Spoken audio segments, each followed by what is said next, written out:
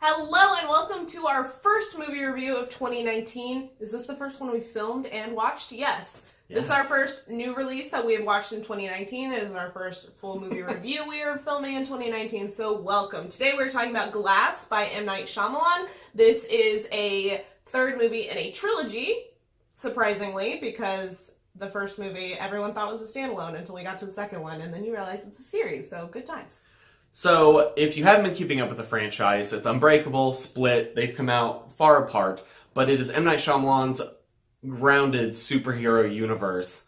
And this film picks up, we actually get to go back and follow Bruce Willis's character, David Dunn. He is doing superhero work, and things happen. Obviously, he is trying to stop James McAvoy's character from Split. He's trying to find him, and in the process, shenanigans ensue, and I think this is in the trailer, so it's not spoilery. They end up in a facility that also houses Mr. Glass, Samuel L. Jackson's character, being treated by Sarah Paulson, who does not believe that superheroes exist, and it's all in their minds. And I believe this is picking up almost right after Split ends. It's within a month, I think, of when Split ends, based on some things that happen at the beginning. So pretty close in timeline, whereas Unbreakable and Split were much farther apart, both in release time and timeline in the world. Which I will say I did like that it almost felt like the time that passed since Unbreakable actually released was the time that passed in the universe. Let's kick off talking about our characters. This is a spoiler-free review, have no fear, but we're going to talk about James McAvoy as our mini characters of Split. The Horde. The Horde. So, James McAvoy, we never did a review for Split, I don't think, but we did both enjoy that film. However, it did mishandle quite a lot of mental illness topics. But James McAvoy's performance was really great in that movie, and I think that he even elevated it from that one into this movie. I think that he really settled in with all the characters for this film. It felt very natural the way he flipped from one to the other, and they all felt so distinct and so unique from each other. It was a really incredible performance, and I also think the film handled his DID and the way they spoke about it and the way they handled it a lot better than in Split. I definitely feel like having this film be a confirmed superhero universe, whereas we did not know that when you watch Split. And you don't know that it's part of this greater universe. Knowing that it's part of that, I think, separates it from your average mental health thing before. Whereas watching Split, you can go, this is not how people with DID work. But knowing that, no, there's something else going on in him with these superpowers at work and things like that. So it's different. You can't consider it in the same category. It sets it apart. And I think that is a good thing for that, especially for an illness that's already so misconstrued. But I think James McAvoy takes a really silly premise and really sells it. So he was probably the strongest part of this film in terms of actors. We also have Bruce Willis reprising his character as David Dunn. I felt like he did a fine job. I don't think it was anything spectacular for him. I just think David Dunn is a vanilla character, minus his extra abilities. I think in this type of movie, his character isn't quite as interesting as, say, like Unbreakable, because in Unbreakable, it's really that journey of him trying to accept that, and you get to see that long process throughout a 2-hour film, whereas in terms of his screen time in this one, you don't get as much time to see it, work on him and see him work through things. And I think for such a flat character as David, it ends up not being as impressive of a performance. I actually really enjoyed his son's interactions with him. I think that was definitely the highlight of Bruce Willis's character's performance, was his interactions with his son. And they brought back the same actor from Unbreakable, which I thought was really cool. And they had a really good father-son dynamic, and I enjoyed how that played out throughout the movie. And then we have our title character, Mr. Glass, which is played by Samuel L. Jackson.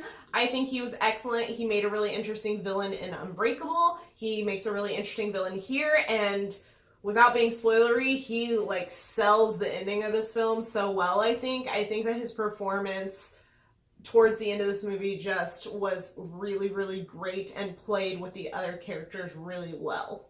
And then we have our newest character, played by Sarah Paulson. She is trying to treat the three of them. I felt like she did a good job with her character. I think her character is purposefully kind of grating sometimes, because we've already seen these superheroes at work, and she's there trying to convince them that those things don't exist. So there was a point in the film that I was kind of done with her character.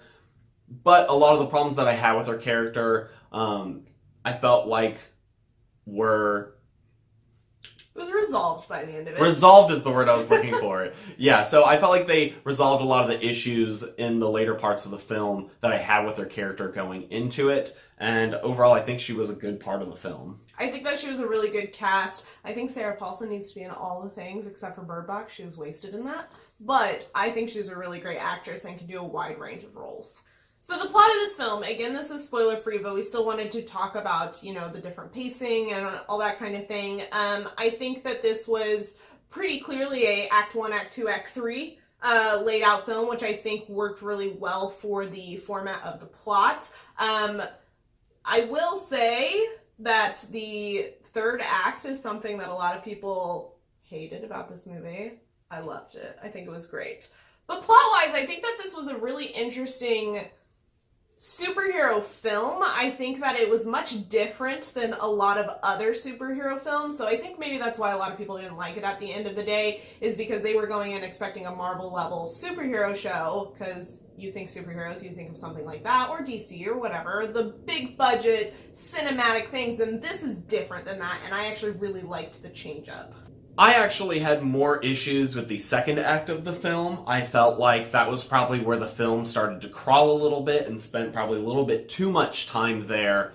And I actually wish that the first act and the third act were both a little bit longer and the second act a little bit shorter. That was my biggest complaint. Otherwise, I enjoyed the twists and turns the plot made, and we will have a spoiler section at the end of the review that you can stick around for our thoughts, because there's obviously a lot of things that happen in this film. There's been a lot of controversy around it.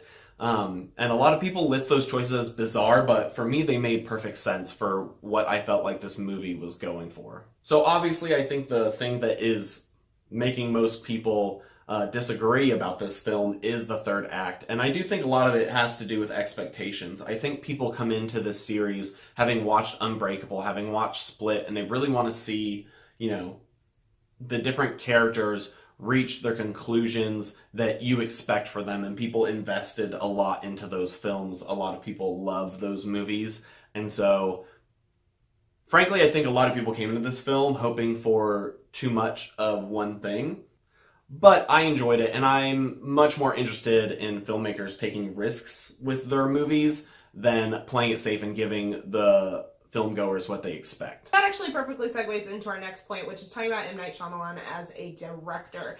He's a very hit or miss director with a lot of people, or just a straight up miss for a lot of people. I think the more I watch of M. Night Shyamalan's films, the more I appreciate his vision for things. I don't always appreciate the execution, and I think sometimes it falls flat, but I actually think he's one of the most creative directors that we currently have in our film spectrum.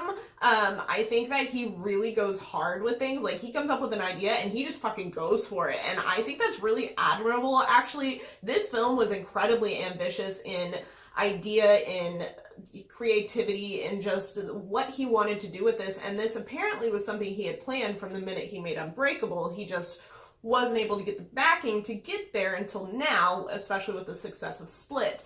And so I think him having this idea from the very beginning, from 15 years ago, and finally being able to execute it, and execute it in a way that I actually thought was really good, considering my hang-ups with his previous films in a lot of situations. But I think that I just really admire that he has no qualms about just going as far as he thinks he wants to or can, and kind of shoves off expectations of other people, it seems like.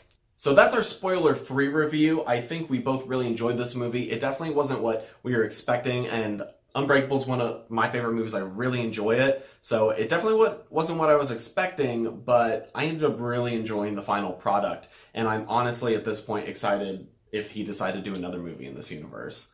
And best movie of 2019 so far. First one we watched, best one so far. And from there, I think we're going to jump to some spoilers. So if you haven't seen this movie, we recommend go see it. I really recommend not watching this part if you have not seen the movie. It will definitely change a lot of things that you probably... Whether you end up going to seeing it and hating or loving the end, I think you should experience that unsullied. But from there, we're going to jump into it, so see you later. All right, so I think pretty much the entirety of our spoiler discussion is going to be focusing on the third act because that seems to be where a lot of people disagree strongly. A lot of people think that the first and second act were phenomenal, or maybe not phenomenal, but were really attention grabbing and great. And then by the time they got to the third act, they felt like the whole story jumped ship, which I don't understand. But let's talk about it. I think everyone's biggest problem is clearly the fact that all three main characters die. I think that's such a cool thing to do and so bold. And the fact that they set up this big finale showdown from this big building and you think everything's going to go crazy, and it turns out, no, they're not even going to make it out of the parking lot. And the big final showdown ends up being a little fight in the parking lot. And I think it really works for the universe. I think it made a lot of sense for the characters. And I think while I really wanted a finale to David Dunn's storyline, I think it fits in his universe how these things go. Because I think the idea of pulling in this super overarching plot and villain kind of setup to this was such a cool thing to throw in at the end, and maybe it threw a lot of other people off and they just felt like it came out of nowhere, but I think that's such a shifting thing to do to your universe at the very end. You have 3 movies, you have 15 years of spending time with these characters and really developing them and their stories, and then it turns out that that's not the point. And I think that's such a cool and bold move from a writing standpoint. And I think in the script they even say it themselves. Mr. Glass even says it. He tells his mom, like, oh, this isn't a finale. This is an origin story. This is the beginning of a story. And I think if you go back to Unbreakable, his themes throughout the entire thing is his whole idea is that, no, there have been superheroes among us. This is a thing that's existed. Comics didn't just pop up. They're based on ideas and experiences people have actually had. And for some reason, they're just not around now. And I don't know why, but I think they're out there.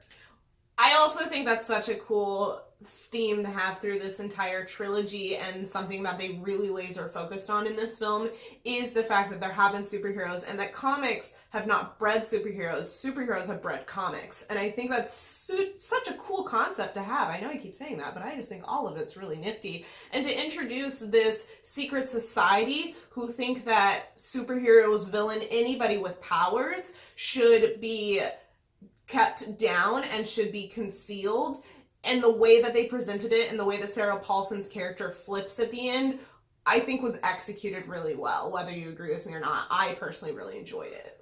Yeah, I think it makes sense because suddenly you realize, oh, the point of this movie, Glass, about Mr. Glass being the third character in this film, being the final character that the movie's named after, so that's the person we're focusing on. His whole idea, he was right the whole time. And there was just an organization that was making sure that didn't happen, because that was his one unexplainable thing. Why haven't there been heroes before? I know me and David and now James McAvoy's character, but why we can't be the first or the only. But it suddenly there goes, oh, that's why. Because there's an organization, and it's very interesting that their goal is to try and figure out a way that they don't just have to kill them. Clearly, they've been killing them for a very long time. They're very organized. There's a lot of them.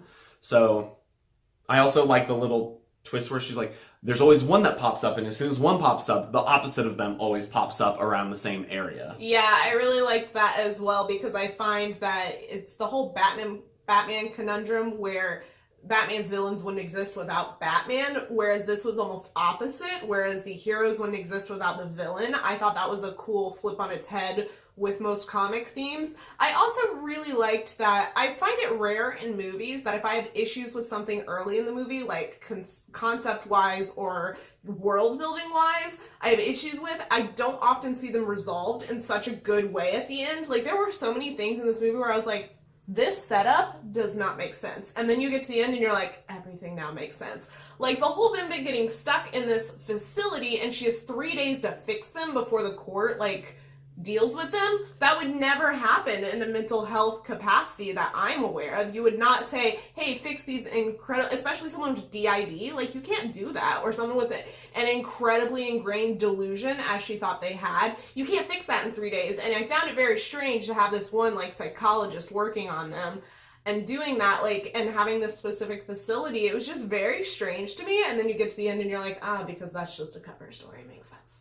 Yeah, I felt like my main problems throughout the film was that for some reason Sarah Paulson knew so much about each character. How does she have all this insider information a normal psychiatrist wouldn't just have? It wouldn't just be in their file, you know, like, so she has all this weird knowledge about them. She has rooms built specifically to deactivate their powers or, you know, to take advantage of whatever their weakness is. And even though she goes, it's what you think is your weakness, it's clear that she, you know, she wouldn't put a big steel door in David Dunn's thing unless there was a reason. She would have put a normal door and kept the, you know, there's all these things I'm like, wow, this is pretty contrived. Like, they wouldn't have this facility built for their weaknesses, all this weird stuff. How did she even find them in the first place? You know, they're fighting in a warehouse alone and suddenly, poof, she's out there with the special lights and everything, because clearly she's been tracking them and doing her own thing from the beginning. I think it makes a lot more sense when suddenly you go, oh, she's part of an organization who knows that they have these powers and is trying to,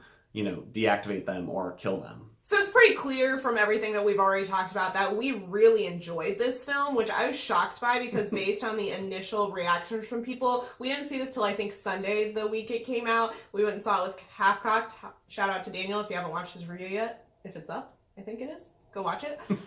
We all really ended up liking it, and based on initial reactions, I was expecting to go in and just like have a fun time, hate watching a movie. Our local theater has, you know, food that's serving. We go to Alamo Draft House, and they always have like the last 15 to 20 minutes of the film, they come and they bring you your check so you can deal with it before you leave.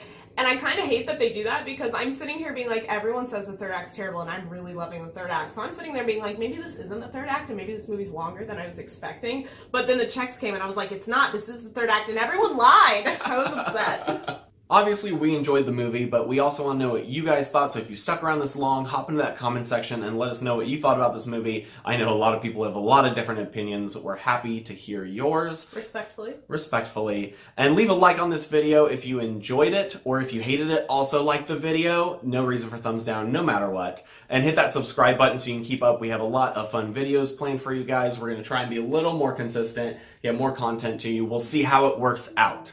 It's the dream, though. But stick around for it, and we'll see you guys on our next video.